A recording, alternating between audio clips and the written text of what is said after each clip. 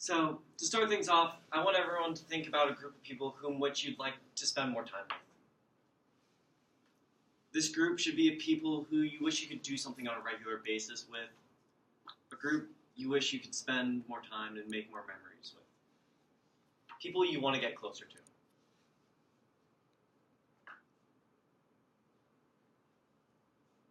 In the first round of speeches, we heard a whole bunch of ways that we can get closer to people through the family tradition speeches. We heard ways that bring people together.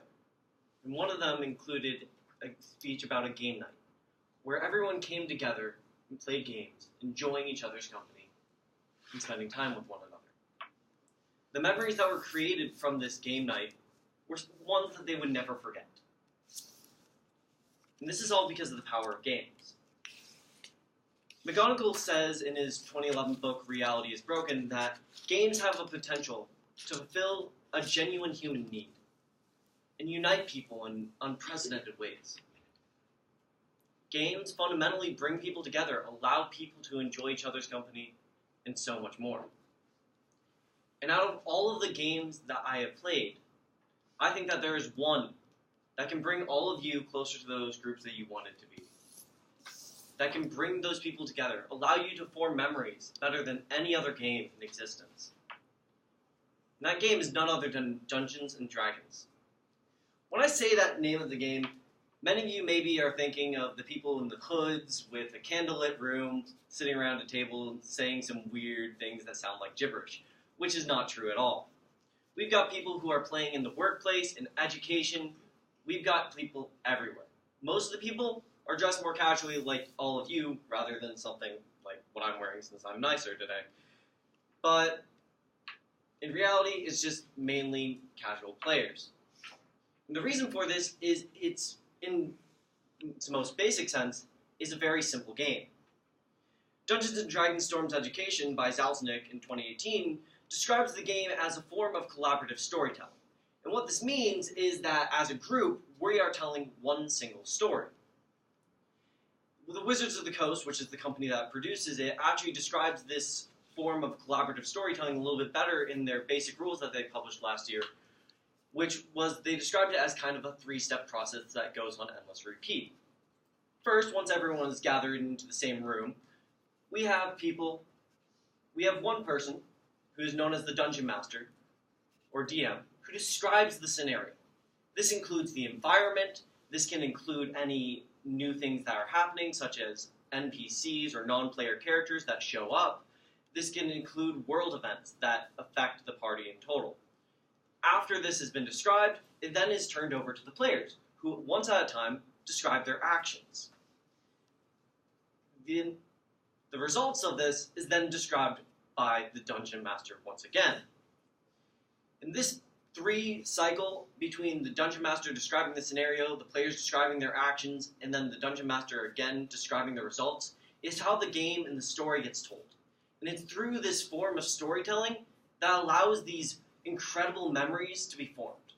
It's memories that are like this, that you can't get in normal means. This, as well as some of the benefits of being able to get closer to the people that you're spending time with and playing, are just some of the benefits that Adams describes in his 2013 article published in Kaleidoscope. And another great thing about the fact that it's a storytelling game is the fact that it doesn't necessarily require you to have certain prerequisites.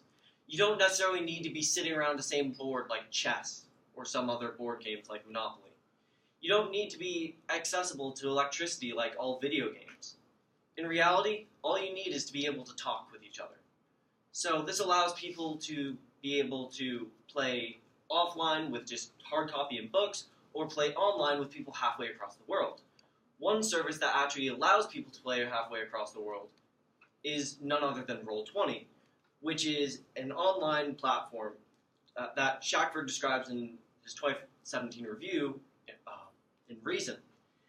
This platform has many tools that are useful for playing these games and useful for allowing people to come together, which is why it has been noticed by many of the community and has been growing in popularity. The fact that it's also growing in popularity means that we actually have a lot more it's getting a lot more updated than other websites would be.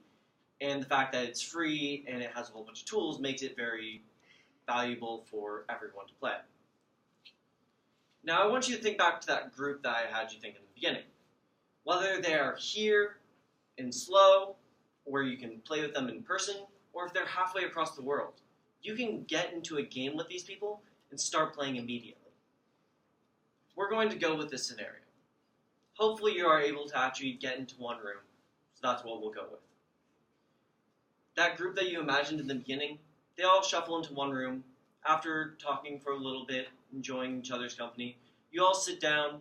Most of you are sat across from one side of the table while the other player is sitting across facing you.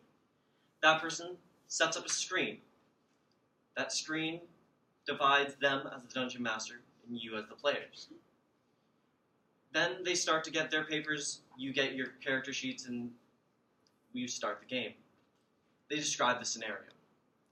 You start on a boat. The boat is traveling down a river, when all of a sudden in the horizon you see another boat approaching you. As the boat gets closer, you notice that there's pirate flags, but it's too late for you to avoid. The boat finally comes up to you and the enemy crew boards your boat. Turns out they are a pirate crew who tells you to either surrender all of your goods or surrender your life. The decision of what you and your friends do is entirely up to you. There's no written story that can tell you what will happen next, because that is all decided by what will happen there. You decide that you'll keep playing. You leave that night, but you come back maybe once or twice per week. Over these new net sessions, you begin to form more bonds. You make memories, inside jokes, and so much more. You get closer to the people's characters. You get closer to the people that play them. Finally, you continue on, and after so many sessions, you get to the final boss room. The doors swing open, and inside is an undead tomb. A king sits on the throne. The person to your left is your fighter. He rushes in, slashing at some of the guards standing around. The person to your right is your spellcaster. They cast fireball and lightning bolt, destroying waves of undead soldiers. And finally, after several rounds of tactics, planning, and coming up with ways to whittle down the enemy's hit points, you finally do it. You get to a point where you, yourself, use a silver dagger to slash through the enemy undead king. All of you look relieved. All of you feel signs of accomplishment. These emotions that you feel after completing these quests are very real. The memories that you make with all of your friends, the people that you thought of, are real. The bonds that allow you to get closer to these people are realer than anything else I can say. So the next time that you're looking for something that you can do to bring people together and enjoy each other's company and make memories, why don't you roll some dice and play Dungeons & Dragons?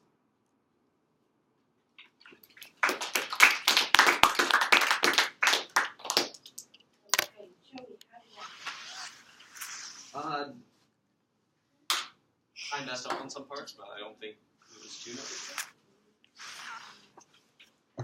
That's always good. Also, I'm pretty sure that computer turned off halfway through it. Yeah, it did. It logged me out. Yeah.